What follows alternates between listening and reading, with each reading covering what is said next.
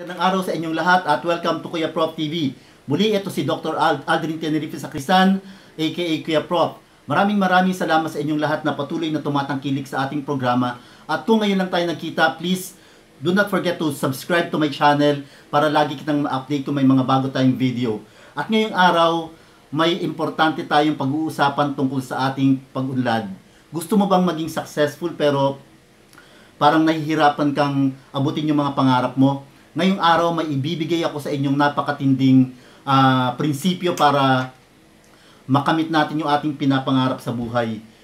Alam niyo po ba, ito yung dalawang bagay na dapat nating tandaan para patuloy nating makamit yung pinapangarap natin sa buhay, sa eskwelahan, sa pag-aaral, sa pamilya at sa negosyo. Ito yung dalawang bagay, LGBTQ at MRT. Okay? Pinag-uusapan ngayong panahon na to yung LGBTQ, yung SOGI bill na tinatawag nila, at yung ating MRT ay laging nasisira at laging may problema. Pero kailangan natin ng LGBTQ at MRT para sa ating pag-unlad. Pero po, hindi po ito yung LGBTQ na pinag-uusapan nila at hindi po ito yung MRT na lagi nating sinasakyan araw-araw. Okay? Nakahanda na po ba tayo kung malaman kung ano yung sinasabi kong LGBTQ at yung MRT? Okay? Ito po yon.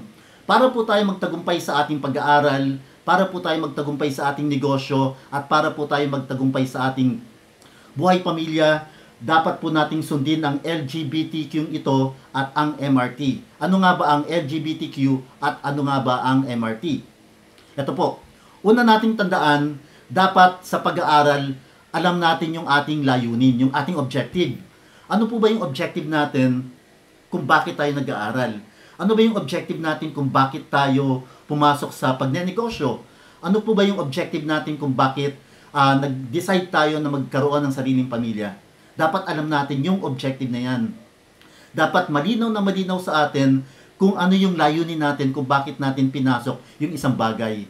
Alam natin lahat yung layunin ng mga estudyante kung bakit sila nag-aaral ay para makatulong sila sa kanilang pamilya, sa kanilang mga magulang. Kung yung layunin mo sa pag-aaral ay matapos halimbawa yung iyong kurso, maging doktor, dapat ngayon pa lang, sabi nga nila, if you want to be a good doctor someday, to be a successful doctor someday, you have to be a good student today. Ibig sabihin, dapat pinagsisikapan mong gawin ang lahat ng bagay na may kinalaman sa iyong pag-aaral, ipinapasa mo lahat ng iyong mga quizzes, pinapasa yung mga exam, sapagkat kung hindi mo sila ipapasa, paano mo pa mararating yung pinapangarap mo maging doktor? Okay? Yan po. Dapat malinaw na malinaw sa atin yung ating objective, yung ating layunin. Iyan po yung letter L dun sa LGBTQ. Okay? Ngayon, yung letter G. Dapat may gawain tayo, may mga activities tayo na makakatulong sa atin kung paano natin matutupad o maisa sa katuparan o maa-achieve yung ating objective, yung ating layunin, yung ating pinapangarap. Okay? Gawain, activities. Tulad ng nabanggit ko kanina, dapat ipinapasa mo lahat yung mga quizzes at yung mga exam sa yung mga subjects. At paano mo siya maipapasa? Dapat may mga gawain ka ron. Una, dapat pag nagle-lecture si ma'am o si sir, dapat nagsusulat ka. Okay? Kung may quiz, dapat nagre-review ka. Kung wala namang quiz at wala naman kayong exam, dapat patuloy ka pa rin nagbabasa araw-araw kasi practice para sa'yo yan.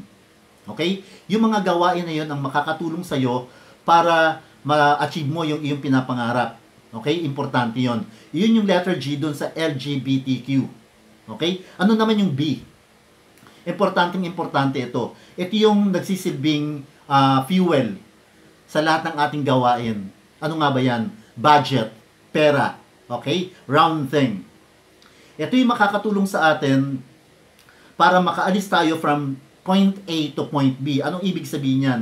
Para makakilos ka, para makabili ka ng mga project, yung mga requirements, kailangan mo ng budget. At importante yan. At yung budget na yan dapat, yung pera na yan dapat marunong kang pangalagaan yan at hindi mo dapat winawaldas at ginagastos dun sa mga hindi importanteng bagay. Ginagamit mo lang siya dapat dun sa iyong layunin, dun sa iyong objective.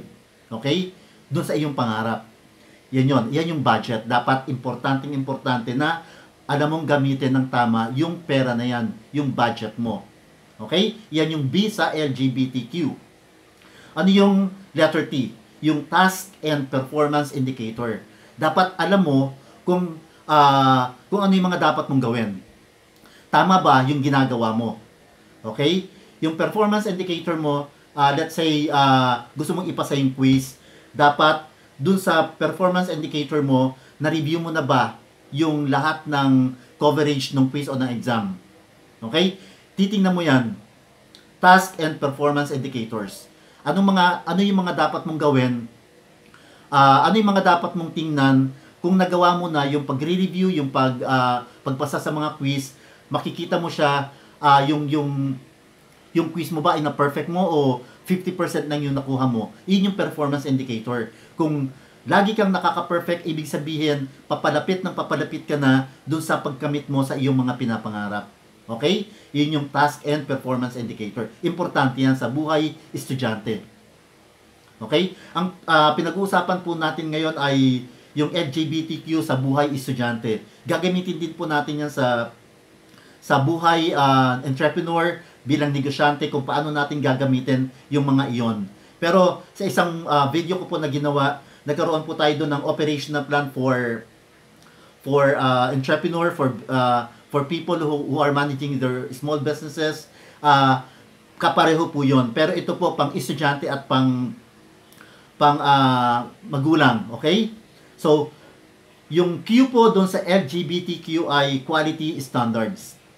Dapat sumusunod ka doon sa standard na sinet mo para maabot mo yung pinapangarap mo. Hindi dito pwede yung pwede na. Hindi dito pwede yung okay lang pumasa. Dapat mataas yung standard mo. Dapat ang tina-target natin dito ay 100%. Sabi nga nila, pag tinarget mo lang yung 75%, pag ilang yung tinarget mo, paano kung hindi mo ma-hit yung 75, pag bumaba, that is 65, bagsak yan. So, importante na tinataas mo yung standard mo. Sabi nga nila, dapat laging 100%. Kasi kapag hindi mo na-hit yung 100%, pag bumaba ng konti, at least 90%, pasadong-pasado pa rin yan. So, importante yung quality standard mo. Okay? Yun po yung LGBTQ. Ano naman yung MRT? Yung MRT, letter M, you should have a monitoring process. Dapat minomonitor mo yung lahat ng mga ginagawa mo sa pagkamit dun sa iyong pangarap. Okay? Monitoring process. Ano ba yung monitoring process na dapat mong gawin para tingnan kung nagagawa mo ba lahat ng sinet mo para doon sa iyong pagkamit sa iyong mga pangarap. Okay? Yung R naman dito ay risk management plan. May mga pagkakataon na hindi natin nagagawa yung mga pinlano natin. May mga pagkakataon na may dumarating sa buhay natin na emergency at hindi natin kontrolado. So, dapat may plano tayo doon sa mga bagay na yon. Iyon yung risk management plan. May mga pagkakataon din sa buhay. Estudyante halimbawa na hindi ka nakapag-review or dahil nagkasakit ka, then kinabukasan may quiz na hindi mo nalaman. Dapat may pamamaraan ka para yung mga ganong bagay ay naiiwasan mo. Paano kung nagkasakit ka at nag-announce ng quiz pero hindi ka nakapag-review?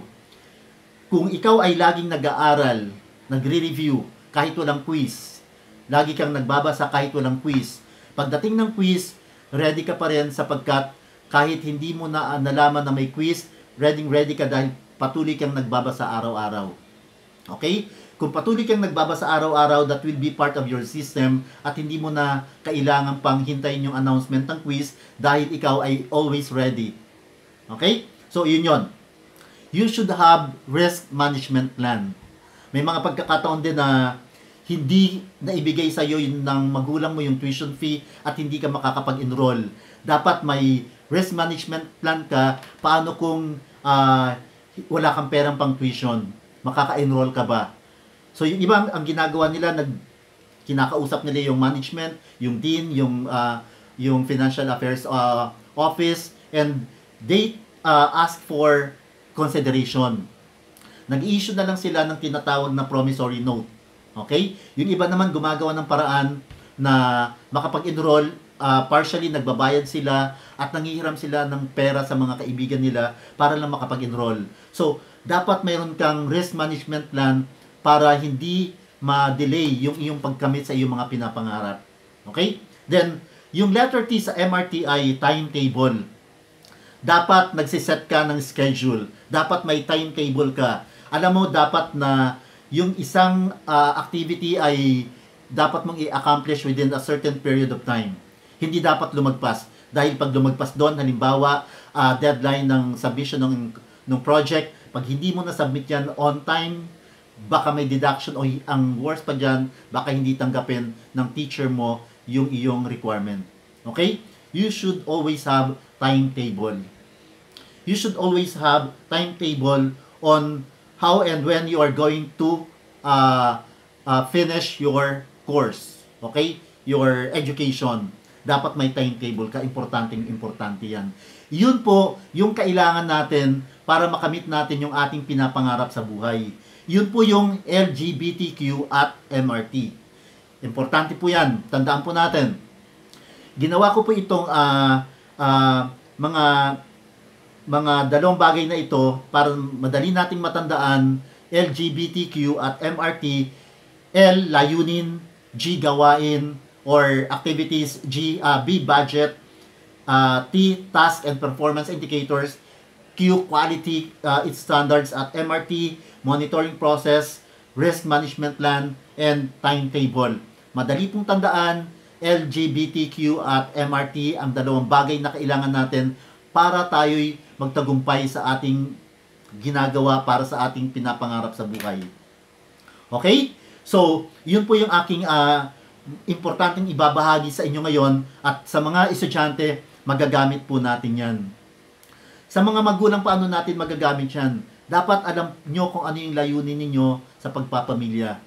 Okay? Magkaroon ng maunlad at masayang pamilya para maging kapaki-pakinabang sila sa ating lipunang ginagalawan. At yung mga activities, yung mga gawain po natin sa bahay para i-prepare sila, yung ating mga anak, dun sa kanilang kinabukasan. At importante pong may budget tayo para suportahan yung kanilang mga pinapangarap. Baon, halimbawa araw-araw, pambili ng mga gamit sa eskwela, okay? Pagkain, tuition fee, yon. Task and performance indicators, ano ba yung mga assignment ng mga bata, ng mga miyembro ng pamilya para makamit ng bawat isa yung pinapangarap nila. Okay? And then, quality standards. Hindi dito pwede ang pwede na. Dapat laging mataas yung ating standard. Sa pamilya, dapat tinataas natin yung standard natin para may kumpiyansa yung mga bata na humarap, okay, sa iba. And monitoring process, dapat lagi mong minomonitor yung mga anak mo, mga miyembro ng pamilya, pag umaalis sila, saan ba sila pupunta, yung mga assignment na gawa na ba nila ng mga bata, at kung ano-ano pa. You should have monitoring process. And risk management plan, paano kung biglang nagkasakit ka, saan mo kukunin yung pera na pang suporta sa kanila? Dapat may pondo ka. Okay? Paghahandaan mo yan. At timetable, dapat may schedule. Yung iba ang ginagawa nila, yung schedule nila, dinidikit nila sa rep. Okay? Importante yan. Sa mga magulang, magagamit din po natin ang LGBTQ at MRT sa ating pagpapatakbo sa ating pamilya. Okay? So, yan lamang po ngayon ang aking ibabahagi sa inyo. At muli gusto kong sabihin sa inyo, ang layunin ng Kuya Prof TV ay makapagbahagi ng practical, important, and life-changing insights para sa ating mga kababayang Pilipino, para patuloy nating baguhin yung ating buhay at patuloy nating makamit yung ating mga pinapangarap sa buhay. Okay? Tulad nga ng nabanggit ko kanina sa mga iba pang video, ang tawag po sa atin ay dreamers. Mangarap po tayo at gawin po natin yung mga bagay na magagawa natin para makamit po natin at maabot natin yung pinapangarap natin. Okay? Mga dreamers, huwag tayong matakot mangarap. Dapat nangangarap tayo at handa nating gawin yung lahat ng bagay para makamit natin yung ating mga pinapangarap. Okay? So, dreamers, kung may pinapangarap ka at parang sa tingin mo nahirapan kang abutin ito o hindi malinaw sa iyo kung paano mo siya gagawin para maabot, pwede mo akong i-message sa 0932-8493842 o doon sa ating FB page, Kuya Prof TV, para pwede nyo akong gawing coach. Pwede tayo sa one-on-one coach or group coaching, personal or online. I-message nyo na po ako sa number na binigay ko kanina, 0932-8493842 or sa aking FB page, Kuya Prof TV. Okay? Doon naman po sa mga estudyante, mga eskwelahan, mga magulang na naghahanap ng speakers. Pwede po tayo dyan, pwede po tayo mag-talk at mag-motivate ng mga estudyante at kung paano nila maaabot at makakamit yung kanilang pinapangarap sa buhay. Sa mga magulang po, pwede po tayo magbigay ng parenting seminar. Just contact me po. Nakahanda po tayo. I-message nyo lang po ako. Pag-usapan po natin yan. Okay? Muli, ito si Kuya Prof at nag-iwan sa inyo ng mga katagang Change your life now by changing your mindset. Kilos-kilos, ayos!